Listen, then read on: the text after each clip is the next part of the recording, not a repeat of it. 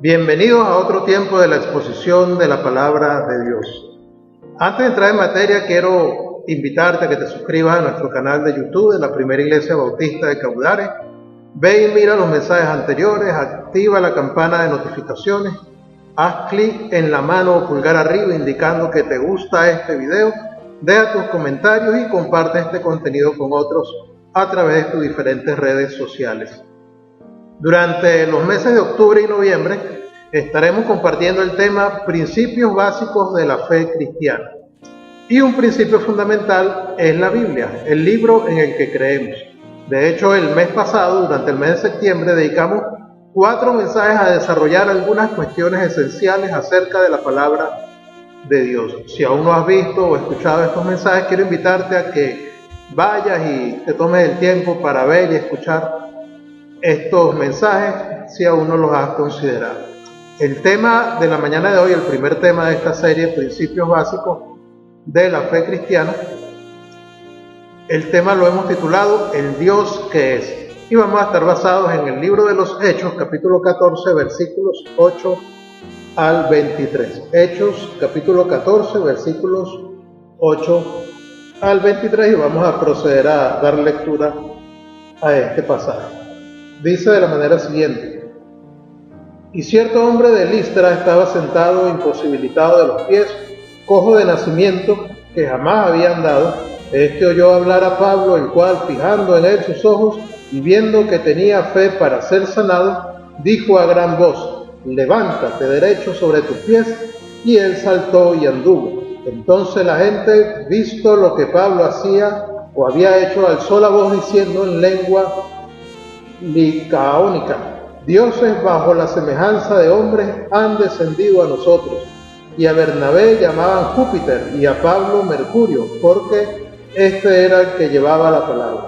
Y el sacerdote de Júpiter, cuyo templo estaba frente a la ciudad, trajo toros y guirnaldas delante de la puerta, y juntamente con la muchedumbre querían ofrecer sacrificios. Cuando oyeron los apóstoles, Bernabé y Pablo rasgaron sus ropas y se lanzaron entre la multitud, dando voces y diciendo: Varones, ¿por qué hacéis esto? Nosotros también somos hombres semejantes a vosotros, que os anunciamos que de estas vanidades os convirtáis al Dios vivo, que hizo el cielo y la tierra, el mar y todo lo que en ellos hay. En las edades pasadas Él ha dejado a todas sus gentes andar en sus propios caminos. Si bien no se dejó a sí mismo sin testimonio, haciendo bien, dándonos lluvias del cielo y tiempo fructífero, llenando de sustento y de alegría nuestros corazones, y diciendo estas cosas, difícilmente lograron impedir que la multitud les ofreciese sacrificio. Entonces vinieron unos judíos de Antioquía y de Iconio, que persuadieron a la multitud, y habiendo apedreado a Pablo, le arrastraron fuera de la ciudad pensando que estaba muerto. Pero rodeándole los discípulos, se levantó y entró en la ciudad, y al día siguiente salió con Bernabé para Derbe. Y después de anunciar el evangelio a aquella ciudad y de hacer muchos discípulos, volvieron a Listra, a Iconio y a Antioquía, confirmando los ánimos de los discípulos, exhortándoles a que permaneciesen en la fe y diciéndoles: es necesario que a través de muchas tribulaciones entremos en el reino de Dios. Y constituyeron ancianos en cada iglesia, y habiendo orado con ayunos, les encomendaron al Señor en quien habían creído. Quiero invitarte a que inclines tu rostro, cierres tus ojos y oremos al Señor para que Él pueda dirigirnos en este tiempo de la exposición de su palabra. Amado Dios, queremos darte gracias una vez más por la oportunidad que nos permites de acercarnos a tu palabra y conocer tu voluntad para nosotros. Toma en este tiempo el control de nuestras vidas, particularmente de este servidor, que cuando nos disponemos a exponer la palabra del Señor, y que sean tus palabras las que puedan ser mencionadas en esta ocasión. Que sean palabras para honra y gloria tuya, que sean palabras para edificación nuestra. Oramos en el nombre de Cristo Jesús. Amén. Fíjense, Dios es más grande de lo que jamás lograremos entender de Él. En las palabras del autor de Eclesiastés, Allá en Eclesiastés capítulo 11, versículo 5 dice: como tú no sabes cuál es el camino del viento y cómo crecen los huesos en el vientre de la mujer encinta, así ignoras la obra de Dios, el cual hace todas las cosas. Ni siquiera podemos entendernos a nosotros mismos, mucho menos al Creador. Pero mientras más sabemos de Él, más queremos adorarle, más queremos honrarle. Y el apóstol Pablo nos ayuda a conocer mejor a Dios con ocasión de la sanidad del lisiado de Listra, y en Hechos capítulo 14, versículos 8 al 23, el cual ya hemos leído. Cuando la gente presenció el milagro, pensaron que Pablo y Bernabé en realidad eran dioses que habían venido a la tierra en forma humana. La idea de que Dios un día visitara este planeta es tan antigua que no hay duda de que es un residuo de la revelación original que Dios le dio a Adán de una salvación prometida, ya en Génesis capítulo 3, versículo 15, en lo que se conoce como el protoevangelio, que dice: y pondré enemistad entre ti y la mujer, y entre tu simiente y la simiente tuya, y ésta te herirá en la cabeza y tú le herirás en el calcañar, refiriéndose con anterioridad a lo que sería la simiente de la mujer, Cristo, y a la simiente de la serpiente, Satanás. En casi todas las religiones existe esta creencia, lo que indica que el hombre en algún momento oyó o pensó que Dios visitaría a la tierra. En su emoción la gente llamaba a Bernabé Júpiter o Zeus, el dios principal, porque Bernabé era el líder.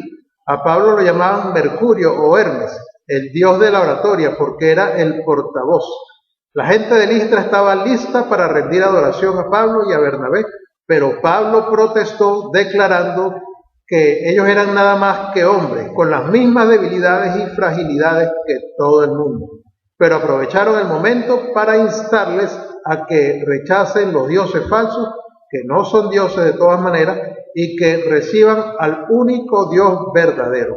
En su sermón, el apóstol ayuda a los de Listra y a nosotros a formarnos la idea correcta de Dios, y destaca 3 verdades de Dios que debemos saber, y son las que vamos a compartir en esta oportunidad.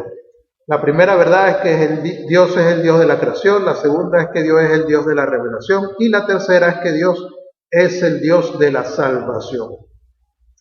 Primero, Dios es el Dios de la creación. Hechos capítulo 14, versículo 15. Ya vamos a dar lectura a este versículo. Fíjense que la humanidad siempre se ha interesado en saber sus orígenes. Queremos saber de dónde venimos, cómo llegó a existir todo este mundo, y estas son preguntas razonables. Después de todo, tenemos un mundo en nuestras manos, o tenemos al mundo en nuestras manos, y eso exige una explicación. Hay solo 2 explicaciones entre las cuales escoger. O bien este mundo se creó a sí mismo, o alguien lo creó. Esas son las 2 explicaciones. O el mundo se creó a sí mismo, o alguien lo creó. Pensar que el mundo se hizo a sí mismo es absurdo. ¿Puede usted pensar que algo que se haya hecho a sí mismo, en algo que se haya hecho a sí mismo? La respuesta de Pablo es que Dios es el Dios que hizo el cielo y la tierra, el mar y todo lo que hay en ellos. El Hechos 14, capítulo 14, versículo 15. Y diciendo: varones, ¿por qué hacéis esto? Nosotros también somos hombres semejantes a vosotros, que os anunciamos que de estas vanidades os convirtáis al Dios vivo, que hizo el cielo y la tierra, el mar y todo lo que en ellos hay. La Biblia empieza con esta afirmación, allá en Génesis 1:1, y dice: en el principio creó Dios los cielos y la tierra, o Dios en el principio creó los cielos y la tierra. La palabra creó es la traducción de la palabra hebrea bará, que lleva la idea de hacer algo de la nada. Dios no tomó un trozo de lodo e hizo una pelota y la lanzó al espacio y la llamó tierra. No tomó un pedazo de cartulina amarilla y tijeras infantiles para recortar las estrellas y sustentarlas con tachuelas en el recubrimiento interior del universo y lo llamó cielo. Más bien tomó la nada y de eso hizo todo. El hombre puede tomar algo y hacer algo. Puede tomar madera y construir una casa, puede tomar acero y fabricar un automóvil, puede tomar un poco de arcilla y modelar una vasija. Pero el Dios viviente tomó la nada y de eso hizo todo. Esto, por supuesto, es algo que la fe da por sentado. Sucedió solo una vez y no puede ser duplicado. Nadie estuvo allí para verlo, excepto Dios. Así que o bien tomamos su palabra o nos ponemos a adivinar cómo llegó a existir el universo. La idea de que el universo se hizo a sí mismo es incluso más ridícula cuando se le presenta en otro nivel. Permítame ilustrarlo de esta manera. La historia nos cuenta del ateo Roberto Ingersoll, que una vez visitó al gran predicador Henry Ward Beecher, quien llevó a Ingersoll al estudio para mostrarle su gran biblioteca teológica. En el estudio también había un precioso globo terráqueo en alto relieve, completo allí con sus montañas y valles, en lo que era una hermosa obra de arte. Ingersoll, hombre brillante y de gran educación, miró aquel globo y dijo: Beecher, esto es una hermosa obra de arte. ¿Quién la hizo? Pensando en cómo Ingersoll negaba la creación divina, Beecher respondió: nadie, apareció porque sí. Puesto en esta balanza, Ingersoll sabía que las cosas no eran así, y lo mismo nosotros. Si no podemos creer que un modelo del mundo se hizo a sí mismo, ¿cómo podemos creer que un universo tan vasto y complejo, tan predecible y majestuoso como el nuestro, se hizo a sí mismo? Los más sabios que estudian el universo concuerdan en esto. El físico y matemático Sir James Jeans, después de toda una vida de estudiar el universo, escribió un libro titulado El universo misterioso, el cual dice: el universo está empezando a parecer más un gran pensamiento que una gran máquina. La vasta creación que nos rodea parece ser la expresión del pensamiento. Si es así, parece ser razonable decir que el pensamiento es el de un gran pensador, y este gran pensador es Dios. Wernher von Braun, que encabezó el programa de desarrollo de cohetes espaciales en los Estados Unidos, observó una vez que no podía concebir que el universo entero haya llegado a existir sin algo como la voluntad o la creación, sin el concepto de un creador. Indicó que los vuelos espaciales exigen gran precisión entre cálculo de los movimientos, fuerza y tiempo de los cuerpos celestes, y que las rigurosas leyes físicas ya están en la naturaleza, de la cual la ciencia meramente aprende. En otras palabras, según von Braun, las leyes están allí y deben haber sido puestas por alguien. Otro científico, Walter Burke, que dirigió los proyectos espaciales Mercurio y Gemini, dijo que su estudio del espacio aumentó su fe en Dios, indicando que mientras más penetra el hombre en el espacio, más se ve frente a la sabiduría, majestad y omnipotencia de Dios. Cuando miramos el cielo y la tierra, lo que vemos parece que lleva encima el sello hecho por Dios. ¿De qué otra manera se le podría explicar? Entonces, en primer lugar, vemos que Dios es el Dios de la creación. En segundo lugar, vemos que Dios es el Dios de la revelación. El mismo en Hechos, capítulo 14, versículo 17, nos señala lo siguiente: si bien no se dejó a sí mismo sin testimonio, haciendo bien, dándonos lluvias del cielo y tiempos fructíferos, llenando de sustento y de alegría nuestros corazones. Pablo dice que Dios nunca se ha dejado a sí mismo sin testigos en el mundo. Primero señala la bondad de Dios en la naturaleza, cuando dice lo que acabamos de leer: si bien no dejó a sí mismo sin testimonio, haciendo bien, dándonos lluvias del cielo y tiempos fructíferos, llenando de sustento y de alegría nuestros corazones. ¿Ha considerado usted la bondad de Dios cuando creó nuestro mundo? En todas sus obras, Dios planeaba y planea para nuestro bienestar y nuestra dependencia de su provisión. Sin su lluvia no tendríamos alimento para comer. Sin su sol nos moriríamos congelados. Sin su aire nos asfixiaríamos. Es la pura bondad de Dios, declara Pablo, lo que nos lleva al arrepentimiento, como lo señala Romanos capítulo 2, versículo 4, ¿O menospreciáis las riquezas de su benignidad, paciencia y longanimidad, ignorando que su benignidad te guía al arrepentimiento? Toda buena dádiva y todo don perfecto desciende de lo alto, del Padre de las luces, en el cual no hay mudanza ni sombra de variación. Santiago 1:17. Sea que se mire por un microscopio o por un telescopio, el mensaje es siempre el mismo. Dios es el Dios de poder e inteligencia, de orden, de bondad, y nuestro mundo lleva su marca. La poetisa Elizabeth Barrett Browning escaló las alturas de la verdad con estas palabras: la tierra está repleta de cielo y toda zarza arde con Dios. Mientras las estrellas brillen, la lluvia caiga, las estaciones cambien en forma predecible, Dios tendrá testigos en el mundo. En los días de la Revolución Francesa, cuando el sentimiento antirreligioso era fuerte, un creyente vio a un hombre destruyendo un objeto de devoción en un templo. Este hombre decía: vamos a destruir todo lo que haga que la gente piense en Dios. Le dijo el hombre: pero no podrán bajar ni destruir las estrellas. El apóstol Pablo tuvo tiempo apenas para señalar un testigo de Dios antes de que la chusma furiosa de Antioquía le interrumpiera, luego lo apedreara y lo dejara medio muerto. Si hubiera podido terminar su sermón, sin duda habría señalado la conciencia como otro testigo de Dios. La ley moral divina está escrita en el corazón del ser humano. La Biblia dice en Proverbios 20:27, lámpara de Jehová es el espíritu del hombre, la cual escudriña lo más profundo del corazón. La misma existencia de la conciencia en nosotros es un reflejo de que Dios, o un reflejo de Dios en el alma humana. En su crítica de la razón pura, el filósofo Immanuel Kant indicó dos cosas que nunca dejaban de llenar su corazón de asombro y admiración: el cielo estrellado encima mío y el imperativo moral dentro de mí. Afuera la creación y por dentro la conciencia.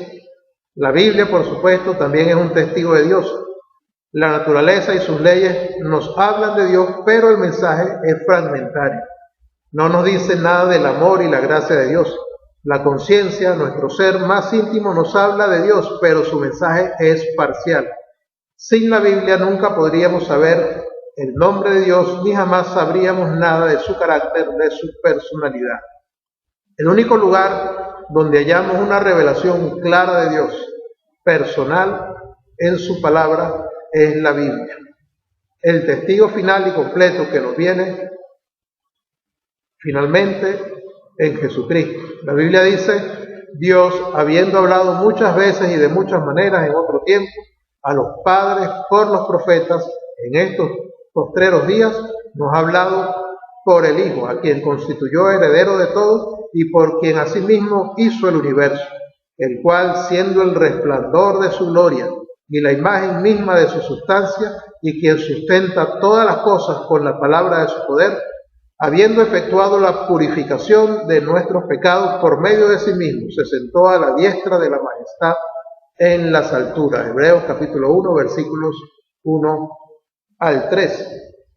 Respecto a Cristo, las Escrituras dicen lo siguiente: porque en Él habita corporalmente toda la plenitud de la deidad. Colosenses capítulo 2, versículo 9. Esta manifestación de Dios es con mucho la más completa revelación que Dios jamás le dio al mundo. Estamos hablando de la Biblia, de la palabra escrita. Si usted quiere saber cómo es Dios, tiene que mirar con detenimiento a Jesucristo. Él mostró no solo la sabiduría, poder y majestad de Dios, sino también su justicia, misericordia, gracia y amor. Por supuesto, estamos hablando de la Biblia, pero estamos hablando particularmente de la persona de Jesucristo, en quien también el Evangelio ya en Juan 1:1 señala como la palabra o el verbo. Y en tercer lugar, finalmente, el Dios vivo es el Dios de la salvación. De hecho, Pablo no pudo terminar su sermón en Listra, pero si hubiera podido terminarlo, sin duda había predicado el Evangelio como siempre lo hacía así como lo hizo en el capítulo anterior, cuando él y Bernabé llevaron el mensaje a Antioquía de Pisidia. Allá en Hechos capítulo 13, versículos 13 al 52. La predicación de Pablo en Pisidia ilustra la clase de mensajes que se predicaban en los tiempos de la obra misionera o en los inicios de la obra misionera. En este extenso mensaje y en Hechos 13, 13 al 52, lo más destacado lo podemos encontrar en los versículos 22 al 30 y 37 al 38, Hechos 13, 22 al 30 y 37 al 38. Dice del 22 al 30, quitado le levantó por rey a David, de quien dio también testimonio diciendo, he hallado a David, hijo de Isaí, varón conforme a mi corazón, quien hará todo lo que yo quiero. De la descendencia de y conforme a la promesa, Dios levantó a Jesús por Salvador a Israel. Antes de su venida, predicó Juan el bautismo de arrepentimiento a todo el pueblo de Israel. Mas cuando Juan terminaba su carrera, dijo, ¿quién pensáis que soy? No soy yo él, mas he aquí viene tras mí uno de quien no soy digno de desatar el calzado de los pies. Varones hermanos, hijos del linaje de Abraham, y los que entre vosotros teméis, a vosotros es enviada la palabra de esta salvación. Porque los habitantes de Jerusalén y sus gobernantes, no conociendo a Jesús ni las palabras de los profetas que se leen todos los días de reposo, las cumplieron al condenarlo. Y sin hallar en él causa digna de muerte, pidieron a Pilato que le matase. Y habiendo cumplido todas las cosas que de él estaban escritas, quitándolo del madero, lo pusieron en el sepulcro. Mas Dios le levantó de los muertos. Y el 37 y el 38 dice, mas aquel a quien Dios levantó no vio corrupción. Sabed pues esto, varones hermanos, que por medio de él se os anuncia perdón de pecados. Este sería el mensaje que hubiese predicado Pablo si no hubiese sido interrumpido por la turba violenta que le dejó medio muerto. Pero el mensaje apunta a que Dios, el Dios vivo, es el Dios de la salvación. Cuando Pablo llegó a Antioquía de Pisidia, entró en una sinagoga y fue bien recibido, porque el que presidía la reunión acostumbraba a invitar a los que juzgaban mejor preparados, particularmente si eran forasteros, tal como sucedió en el caso actual. Algo parecido pasó con Jesucristo cuando regresó a Nazaret por primera vez de su bautismo y fue invitado a tener las palabras allí en la sinagoga, en Lucas capítulo 4, versículos 16 al 22. Se puede bosquejar el sermón de Pablo en tres partes, claramente apuntadas por la repetición de los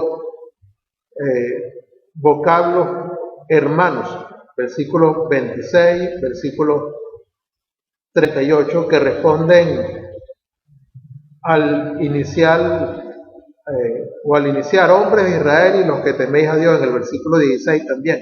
Y bueno, el bosquejo básicamente sería el siguiente. En primer lugar, la preparación de parte de Dios de un pueblo y de un Salvador, los versículos 17 al 25. En segundo lugar, el mensaje evangélico, versículos 26 al 37. Y en tercer lugar, la exhortación a creer, que sería la invitación, versículos 38 al 41.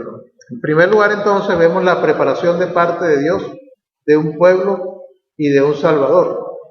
La primera parte es un recuento de los muchos beneficios de Dios sobre Israel desde Abraham hasta Juan el Bautista, el precursor de Jesucristo, y ustedes lo pueden leer allí en Hechos capítulo 13, versículos 17 al 25. La segunda parte, allá en los versículos 26 al 37 de Hechos 13, es el mensaje evangélico, Jesús como Salvador. Es una demostración del mesiasgo de Jesucristo, rechazado por su pueblo, pero en quien se cumplen las profecías alusivas al Mesías. Toda esta parte llena de citas bíblicas sigue un proceso muy parecido al empleado también en los discursos de Pedro. Vemos estos discursos de Pedro y Pablo, elementos básicos de la predicación apostólica temprana. Incluían la vida y ministerio de Jesús, Incluían también a Jesús como el cumplimiento de la profecía del Antiguo Testamento, incluían también la muerte injusta y el entierro de Jesús, y también incluían el hecho de que Dios levantó a Jesús de los muertos, su resurrección, y el cumplimiento de la promesa de Dios y la exhortación para aceptar a Jesucristo como Salvador y Señor. Y en tercer lugar, vemos en este mensaje o predicación de Pablo allá a los de Antioquía de Pisidia, que hubiese sido el mismo mensaje que hubiese presentado igual en Listra, y que seguramente lo fue cuando volvió a este lugar, o volvieron otros.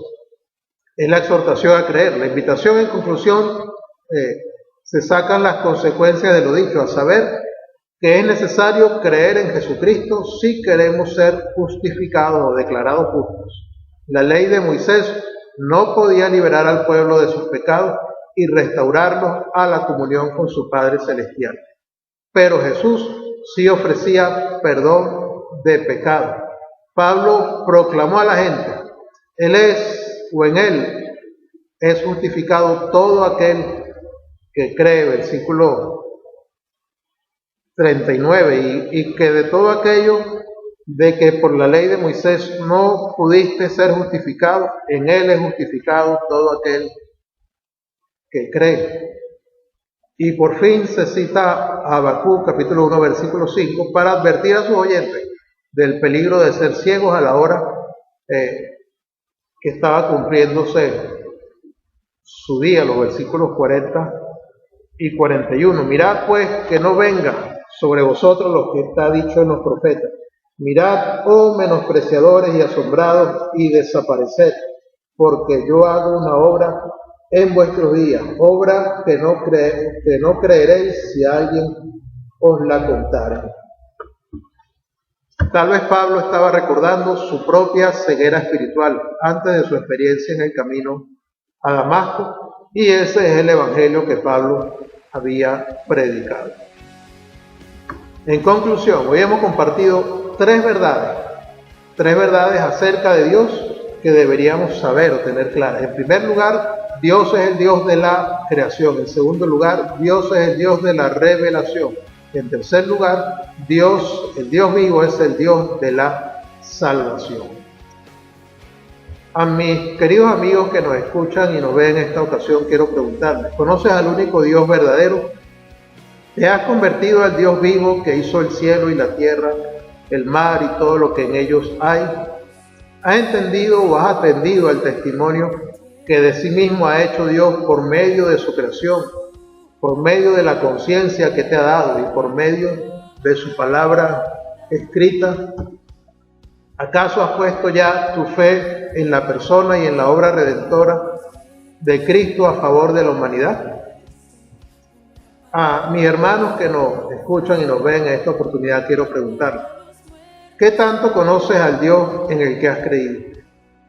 ¿Te relacionas regularmente con Él? ¿Estás dando a conocer su evangelio a los demás? Debemos saber que el testimonio de las Escrituras es que Dios desea una relación personal con su creación y especialmente con el hombre, a quien Él creó a su propia imagen. Esta es una de las verdades más grandes del cristianismo. Dios no es una cosa impersonal, incapaz de tener una relación con otros, y el hombre no es un accidente cósmico que ha sido dejado a solas en el universo. Dios creó al hombre para que el hombre lo conociera y fuera destinatario de su bondad. Cuando la relación entre el hombre y Dios fue rota por el pecado, Dios envió a su propio Hijo para que esta relación fuese restaurada. Todos los que han sido reconciliados con Dios por medio de la fe en su Hijo Jesucristo pueden tener la más grande confianza de que Dios busca una relación personal con ellos y que la tiene ya a su disposición, y que debemos hacer uso de ese acceso que Jesús nos ha dado a nuestro Padre Celestial. Ciertamente es lamentable cómo cada religión y aún buena parte de la cristiandad se ha fabricado su propio Dios, y más lamentable aún es que dentro del cristianismo bíblico, evangélico, es que se ha creado una idea propia, una idea incompleta o equivocada de Dios. Hoy más que nunca es necesario formarnos una idea correcta de Dios, conforme a su palabra, que nos ha sido dada por escrito, y en consecuencia poner nuestra fe en el único y verdadero Dios que ha sido revelado por medio de su palabra. A los amigos que nos escuchan en esta ocasión, hoy te invito a cambiar tu idea equivocada de Dios por la idea correcta, conforme a la Escritura. Arrepiéntete de haber puesto tu confianza en un Dios falso. Apártate de tus pecados, deposita tu fe en el único Dios verdadero, en el Dios de la Biblia y en Jesucristo, su Hijo, Dios hecho hombre, y cree en Él como tu único y suficiente Señor y Salvador. Y a mis hermanos quiero invitarles también a mantenerte fiel al Señor a pesar de los sufrimientos que llegan y seguirán llegando a tu vida por causa de Cristo. Dios seguirá abriendo puertas para que los que no le conocen le conozcan, y para que ustedes, sus hijos, le conozcan cada día más y mejor a través de su palabra y a través de su obra en sus vidas. Le invito a inclinar su rostro, cerrar sus ojos y finalizar con una oración. Amado Dios, te damos gracias porque eres un Dios que te ha dado a conocer a cada uno de nosotros. Gracias porque podemos tener la certeza de que todo lo que existe y todo lo que ha sido formado lo has hecho tú. Eres el Dios de la creación. Gracias porque nunca nos has dejado sin testigos tuyos, y eres el Dios de la revelación. A través de la historia y en estos tiempos te has dado a conocer y te sigues dando a conocer a cada uno de nosotros. Y gracias porque también eres un Dios que se ha acercado a nosotros para brindarnos salvación a nuestras almas. Oro pues por aquellos que aún no te conocen, para que puedan conocerte, y oro por aquellos que ya te conocen, para que te conozcan cada día más y mejor, y te den a conocer a aquellos que no te conocen. En tus manos encomendamos nuestras vidas. Gracias por este tiempo. Oramos en Cristo Jesús. Amén. Queremos darle gracias por su tiempo, gracias por su atención. Qué bueno que han podido ver y escuchar este mensaje. Y una vez más, nuestra petición es que Dios siga bendiciendo cada una de sus vidas.